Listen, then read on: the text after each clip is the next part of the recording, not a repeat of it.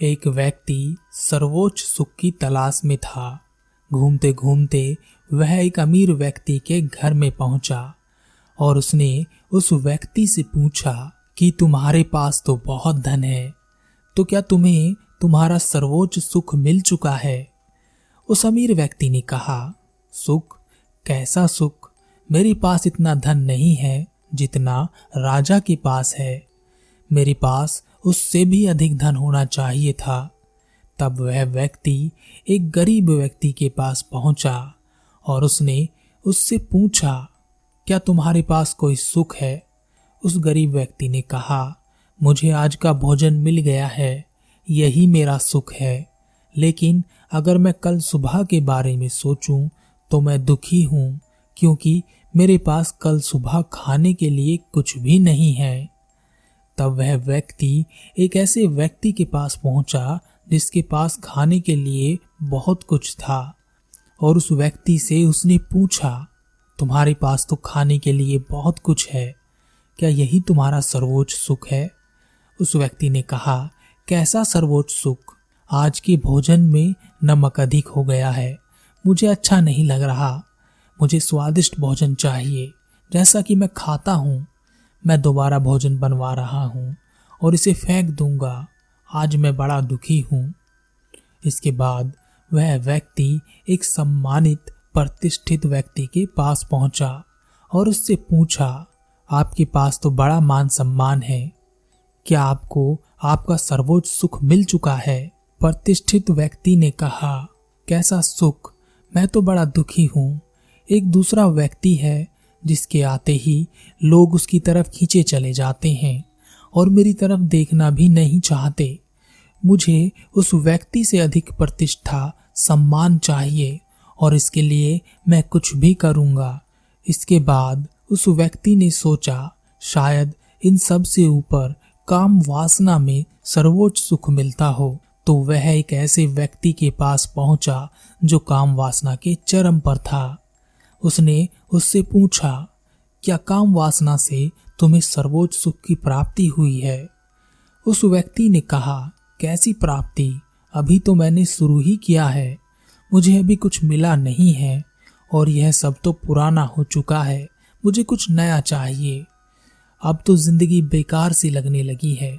मित्र कहते हैं कि मुझे नगर जाना चाहिए, वहीं पर मेरी वासनाओं की पूर्ति हो सकती है, लेकिन अब इसके लिए मेरे पास धन नहीं बचा है। मुझे बहुत धन चाहिए।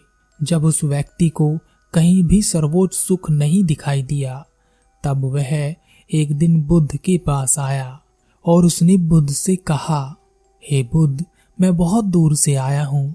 मैंने सुना है कि आप सभी की समस्याओं का समाधान करते हैं। मेरी भी एक समस्या है, क्या आप उसका समाधान करेंगे? बुद्ध ने कहा, कहो, क्या जानना चाहते हो? व्यक्ति ने कहा, हे बुद्ध, मैं पूरी दुनिया के भ्रमण पर निकला यह जानने के लिए कि सर्वोच्च सुख क्या है। एक ऐसा सुख जिसे पाकर किसी दूसरे सुख की कामना ना रहे और वह सुख कभी जीवन से ना जाए। एक ऐसे सुख जिसकी कामना हर इंसान करता है, लेकिन मुझे ऐसा कोई सुख इस दुनिया में दिखाई नहीं दिया जो सर्वोच्च हो, जिसे पाने के बाद इंसान कह सके कि अब इसके बाद मुझे कुछ और नहीं चाहिए। यही मेरे लिए सर्वोच्च सुख है। हे बुद्ध, क्या वाकई में ऐसा कोई सर्वोच्च सुख है जिसे पाने के बाद किसी और चीज की कामना ना रहे?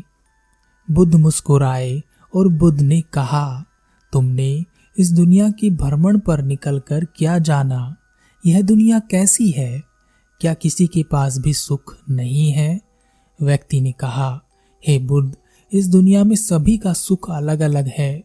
किसी का भी सुख एक जैसा नहीं है।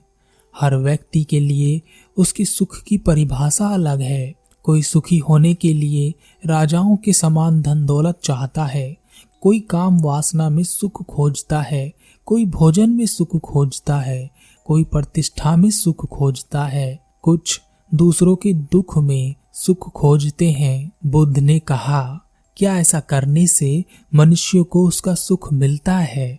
व्यक्ति ने कहा, हे बुद्ध, मैंने देखा है मनुष्य जब तक उसके सुख तक पहुंचता है, वह जो चाहता है जब उसे मिल जाता है, उसके मिलते ही वह पागल की तरह खुशी जताता है और सुख का अनुभव करता है।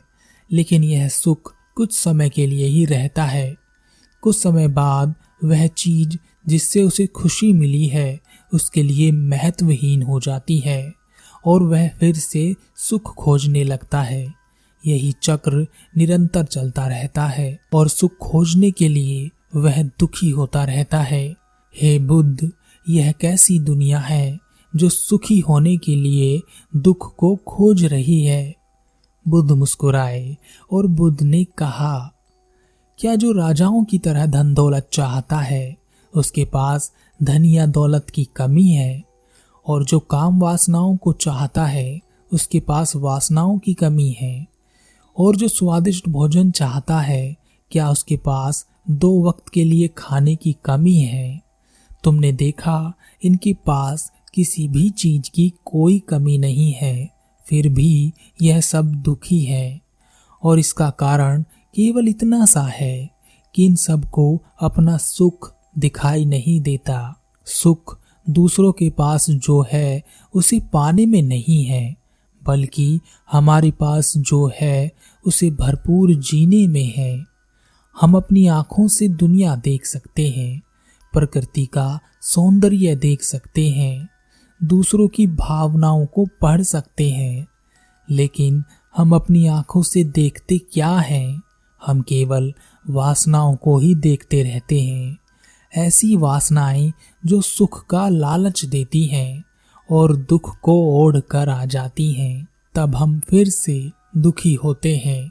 व्यक्ति ने कहा, हे बुद्ध, क्या कोई ऐसा सर्वोच्च सुख नहीं है जो जीवन में एक बार आ जाए तो फिर कभी किसी और सुख की कामना ना रहे और हम पूर्ण रूप से संतुष्ट हो उस सुखमय जीवन को जी सकें?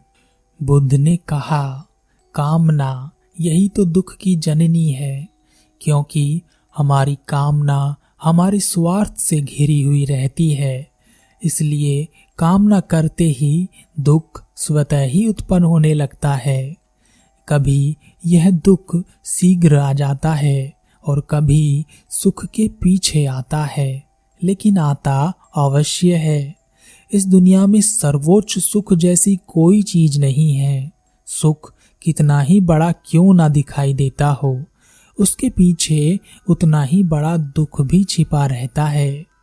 और एक सुख तुम्हारे लिए सर्वोच्च हो सकता है, जबकि यही सुख दूसरे के लिए छोटा हो सकता है। जहां भी तुम सुख की कामना करोगे, दुख तुम्हें अवश्य मिलेगा। जहां तुम्हें दुख मिलेगा, वहां सुख अवश्य आएगा। अगर तुम दुख से मुक्त होना चाहते हो तो तुम्हें सुख से भी मुक्त होना होगा। आज तुम दुखी हो क्योंकि तुमने सर्वोच्च सुख की कामना कर रखी है। अगर तुम अपने सर्वोच्च सुख के दुख को जाने दोगे तो तुम आज अभी सुख का अनुभव करोगे। लेकिन याद रहे, सुख का लालच भी दुख देता है। इसलिए अपने आप को सत्कर्मी बनाओ, सत्धर्मी बनाओ। तुम्हारे सत्कर्म तुम्हें सुख और दुख दोनों से मुक्त करेंगे। जब तुम दोनों से मुक्त हो जाओगे, तब तुम वैसे ही हो जाओगे जैसे कमल का फूल कीचड़ में खिलकर भी कीचड़ से मुक्त रहता है। व्यक्ति ने कहा, हे बुद्ध, आप सही कहते हैं। मैं व्यर्थ ही सर्वोच्च सुख को पाने के चक्कर में अपने दुख को उत्पन्न कर रहा था, जबकि इसकी कोई जरूरत नहीं थी।